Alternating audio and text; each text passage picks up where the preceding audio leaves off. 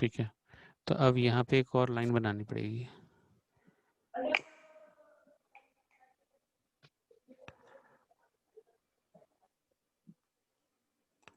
तो मैंने यहाँ से एक लाइन बना दी, ठीक है। तो ये थोड़ा टेढ़ा बना है लाइन, कोई बात नहीं।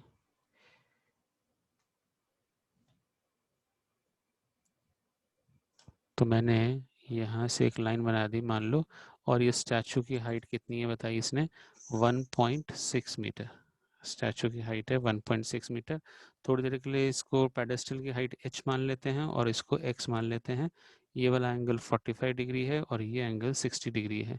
तो हमें पता है कि जब एंगल 45 डिग्री होता है तो दोनों साइड बराबर होती हैं, आइसोसेलेस ट्रायंगल बन जाता है। तो मुझे बताओ, इसका नाम मैंने दे दिया था A। तो ये हो गया बी, सी और डी। तो बताओ एक ट्रायंगल बन रहा है हमारा C B D, C B A, C B A triangle के अंदर बताओ क्या आएगा, कौन सा ट्रिग्नोमेट्रिक फंक्शन बनेगा कि B C upon A B क्या हो जाएगा, tan 45, है कि नहीं।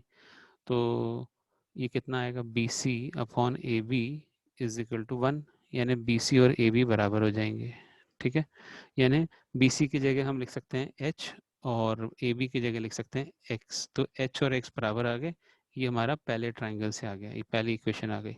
अब हम दूसरे ट्राइंगल की बात करें। दूसरा ट्राइंगल कौन सा है, इन ट्राइंगल डी बी ए। तो डी बी ए की बात करते हैं अपन, डी बी ए। तो बताओ बड़ी साइड कौन सी है इस ट्राइंगल की, परपेंडिकुलर हो गया डी बी। ठीक है, तो डी बी ले लेते हैं, D B upon A B is equal to कौन सा रेशियो आएगा, D B upon A B, ये आएगा tan 60 डिग्री। ठीक है ना, और tan 60 की वैल्यू क्या होती है, √3 होती है क्या। तो tan 60 की वैल्यू हो जाएगी √3, tan 60 की वैल्यू √3। और अब मल्टीप्लाई कर दें तो dB की जगह क्या लिखें, dB की जगह तो लिखेंगे हम 1.6 प्लस h, क्योंकि dB तो ऊपर से नीचे तक पूरा है, पेडेस्टल और स्टैचू दोनों का हाइट मिलाकर। और AB की जगह क्या लिख दें, AB की जगह x भी लिख सकते हैं और h भी लिख सकते हैं। तो अपन को एक ही वेरिएबल बनाना है तो हमने h लिख दिया, क्योंकि h और x दोनों बराबर है। ठीक है ना, आप चाहो तो अभी तो आप x लिख दो और बाद में इसको h लिखना चाहो तो अगले स्टेप में आप h लिख देना। तो ये हो गया √3। यहाँ तक सबको समझ में आ गया क्या, आगे बढ़े, सबको आवाज आ रही है मेरी। Yes sir. अच्छी बात है, यस सर। चलिए। तो ये समझ में आ गया है। तो मुझे बताओ, क्रॉस मल्टीप्लाई कर रहे हैं पर x की जगह क्या लिखेंगे, पहली इक्वेशन में दिख रहा है हमें कि ये सेकेंड इक्वेशन है, सेकेंड इक्वेशन में हमें x की जगह h डालना है। तो वो कहाँ से डालेंगे, फर्स्ट इक्वेशन से। तो 1.6 प्लस h अपॉन h, ठीक है, is equal to √3। Cross multiply करो, 1.6 plus h is equal to √3 into h। ये h के टर्म एक तरफ इकट्ठे कर लेते हैं, तो √3h और माइनस h और यहाँ पे आएगा 1.6। तो जरा बताओ डिवाइड करें तो क्या आया, h कॉमन निकाल लेते हैं, h कॉमन निकाला क्या आया, और √3 माइनस 1 और 1.6। तो यहाँ पे इस तरफ लिखना शुरू कर रहे हैं अपन। तो बताओ h की वैल्यू क्या हो गई, h की वैल्यू हो जाएगी 1.6 डिवाइडेड बाय √3 माइनस 1। तो हमें क्या करना पड़ेगा, डिनोमिनेटर में इरेशनल टर्म है तो रैशनलाइज कर दें इसको। तो इसका रैशनलाइजिंग फैक्टर क्या होगा, हाँ √3 प्लस 1 हो जाएगा। तो h डिनोमिनेटर क्या होगा, √3 माइनस 1 और इंटू √3 प्लस 1। तो a minus B A plus B यानी 3 माइनस 1, और ऊपर 1.6 और ब्रैकेट में 1.732 और प्लस 1। तो ये हो जाएगा 1.6 इंटू 2.732 और डिवाइडेड बाय 2। तो ये वाला टर्म 2 से कट जाएगा तो 0.8 आ जाएगा, इसको काटेंगे तो 0.8 आ रहा है। तो 0.8 इंटू 2.732 ये हमारी हाइट हो जाएगी। तो किसके, ये क्या है, ये हमारा h है। h मतलब हमने पेडेस्टल की हाइट निकाल ली, find the height of the pedestal. और अगर ये पूछे कि ये जो पर्सन है ये कितनी दूर खड़ा है, तो उसका वो भी h और x दोनों बराबर है, तो हम कहेंगे कि वो भी इतने ही डिस्टेंस पे खड़ा है, इतना मीटर्स। मल्टीप्लाई करके देख लोगे आप, समझ में आ गया होगा सबको। क्वेश्चन नंबर 9 देखें। चलिए क्वेश्चन नंबर 9 करते हैं। कहते हैं the angle of elevation of top of a building. अब डायग्राम की हेल्प करना, किसको डायग्राम समझ में आ गया यानी आधा क्वेश्चन हो गया। The angle of elevation of top of a building from the foot of the tower is 30 degree. तो फुट ऑफ द टावर से angle of elevation of top of the building from the foot of the tower is 30 degree and the angle elevation of the top of the tower from the foot of the building is 60 degree। ठीक है, तो the if the tower is 50 metre high find the height of the building। तो suppose मैंने यहाँ तो बना दिया ये टावर है, ठीक है, और यहाँ बना दी बिल्डिंग। टावर क्या होता है, थोड़ा लंबा होता है, मान लो किससे लंबा होता है, बिल्डिंग से। अब अपन क्या कर रहे हैं कि टावर है और ये बिल्डिंग है, और किसकी हाइट दे रखी है, टावर की हाइट दे रखी है। टावर की हाइट कितनी दे रखी है कि 50 मीटर दे रखी है, ठीक है, ये 50 मीटर है। और अब ये कह रहा है, पहला अपन सेंटेंस वापस से पढ़ रहे हैं, angle of elevation of top of the building. तो ये टॉप ऑफ द बिल्डिंग का एंगल ऑफ एलिवेशन कहाँ से देख रहे हैं, from the foot of the tower. तो ये फुट ऑफ द टावर, यहाँ से हम एक लाइन बनाएंगे। तो ये हमने देखा कि एंगल ऑफ एलिवेशन कितना है, 30 डिग्री है यहाँ से, ठीक है। और उसके बाद अगले लाइन में बोल रहा है कि and the angle of elevation of top of the tower. Top of the tower ये वाला पॉइंट है, तो इसको कुछ नाम दे देते हैं, ए, ये बी, ये सी और ये डी। तो पहले हम बी से डी की तरफ देख रहे थे। बी हमारा टावर का फुट है, और वहां से हम कहाँ देख रहे हैं, बिल्डिंग के टॉप। बिल्डिंग के टॉप कौन सा है, डी है। अब हम क्या कर रहे हैं कि बिल्डिंग के फुट से देख रहे हैं, बिल्डिंग का फुट क्या है, सी है, और वहां से हम टॉप ऑफ द टावर को देख रहे हैं। तो एंगल ऑफ एलिवेशन क्या बन रहा है, वो बन रहा है 60 डिग्री। तो ये एंगल जो है वो 60 डिग्री बन गया। तो दोनों का ट्राइंगल, दो ट्राइंगल बन रहे हैं, दोनों का ट्राइंगल का बेस सेम है, बेस हो गया BC। तो कहता है if the tower is 50 metre high, तो ये टावर की हाइट जो है 50 मीटर है, ठीक है। तो आपसे पूछा है find the height of the building, तो बिल्डिंग की हाइट निकालनी। तो अपन पास दो ट्राइंगल हैं, तो दो ट्राइंगल में एक साइड कॉमन है, वो कॉमन साइड कौन सी है, BC है। तो पहले BC निकालते हैं। तो सबसे पहले ट्राइंगल लेंगे ABC। तो उससे BC कैसे निकालें कि AB अपॉन BC क्या होता है, परपेंडिकुलर अपॉन बेस, वो तो होता है tan, और एंगल लेंगे 60।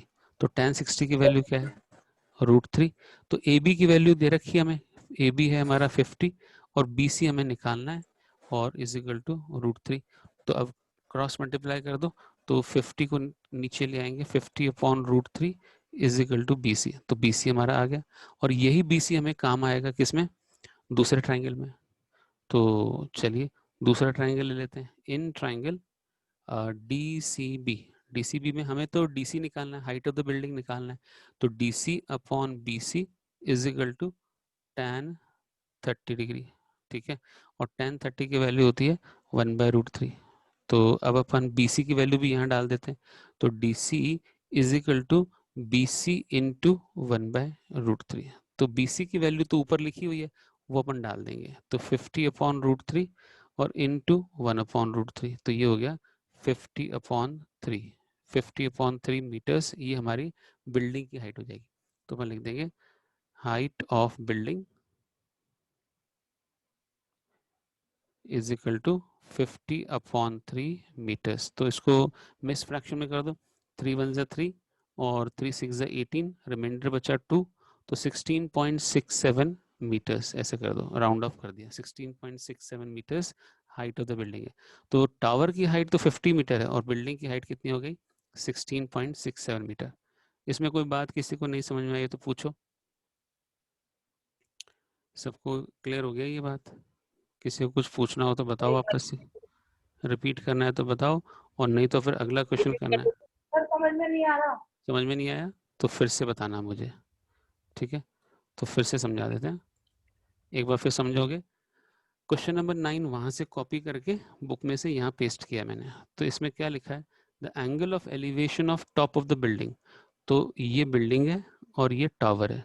तो एंगल ऑफ एलिवेशन ऑफ क्या बोलते हैं, top of the building. Top of the building क्या है, D है, ठीक है।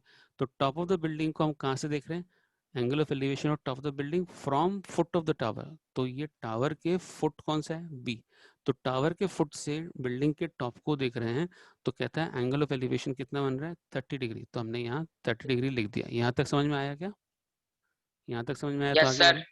अब आगे बढ़ते हैं। यस सर, अब सेकेंड लाइन है, and the angle sir of elevation of top of the tower and angle of elevation of the top of the tower, मतलब टॉप ऑफ द टावर तो ए है, ये टावर है, टावर का top ए है, तो and angle of elevation of the top of the tower from the foot of the building, तो top of the tower को foot of the building, building का फुट कौन सा है, वो सी है, तो सी से देख रहे हैं टावर के टॉप की तरफ, तो वो एंगल ऑफ एलिवेशन कितना बन 60 रहा है, डिग्री 60 डिग्री, तो यहाँ हमने 60 डिग्री लिख दिया। 60 कहता डिग्री है if the tower is 50 metre high, तो टावर की हाइट, इस टावर की हाइट है 50 मीटर, और आपको क्या कहता है, find the height of the building, तो बिल्डिंग की हाइट पता करनी है ना, डीसी पता करना है। तो अपन देख रहे हैं दोनों ट्राइंगल में, एबीसी में और डीबीसी में, दोनों में बेस बीसी तो कॉमन है, ठीक है। तो अपन पहले वो वाला ट्राइंगल सेलेक्ट करेंगे जिसमें एक साइड दे रखी हो, तो ये वाला ट्राइंगल जिसमें एक साइड दे रखी है वो तो टावर वाला ट्राइंगल है, तो हमने लिया ट्राइंगल ए बी सी, और इसमें हमने लिखा A B upon B C, A B upon B C. तो हम क्या निकालना चाह रहे हैं इस ट्राइंगल में, बी सी निकालना चाहते हैं। बी सी क्यों निकालना चाहते हैं, ए सी क्यों नहीं निकालना चाहते हैं, क्योंकि बी सी जो है दोनों ट्राइंगल का कॉमन साइड है, ए बी सी में भी ए बी सी आता है और डी बी सी में भी बी सी आता है, दोनों में कॉमन बेस बी सी है, इसलिए हम ए सी नहीं निकाल रहे हैं, हम तो बी सी निकालना चाहते हैं। तो एक साइड जो पता है वो तो ये है, और जो पता करनी है वो ये है, तो फिर इन दोनों का रेशियो निकालेंगे, तो A B upon B C, तो 60 डिग्री के सामने वाली साइड परपेंडिकुलर और ये बेस, तो परपेंडिकुलर अपॉन बेस क्या हुआ, tan 60, और tan 60 की वैल्यू क्या हुई, √3। तो चलो ए बी की वैल्यू क्या लिखें, टावर की हाइट तो 50 मीटर दे रखी है, तो 50 लिख दिया, और बी सी की जगह, बी सी तो निकालना है हमें, और tan 60 की वैल्यू √3, तो चलो बी सी ऊपर ले जाओ, √3 नीचे ले आओ, तो बी सी कितना हुआ, 50 अपॉन √3। यहाँ तक समझ में आ गया हो तो आगे बढ़े, ठीक है। तो मैं मान लूँ कि भाई सबको समझ में आ गया है, आगे बढ़े या वापस पीछे चलें। यस अच्छा, सर एक और बार समझा दो आगे एक और बार, तो ठीक है एक और बार समझ लो, 1 मिनट।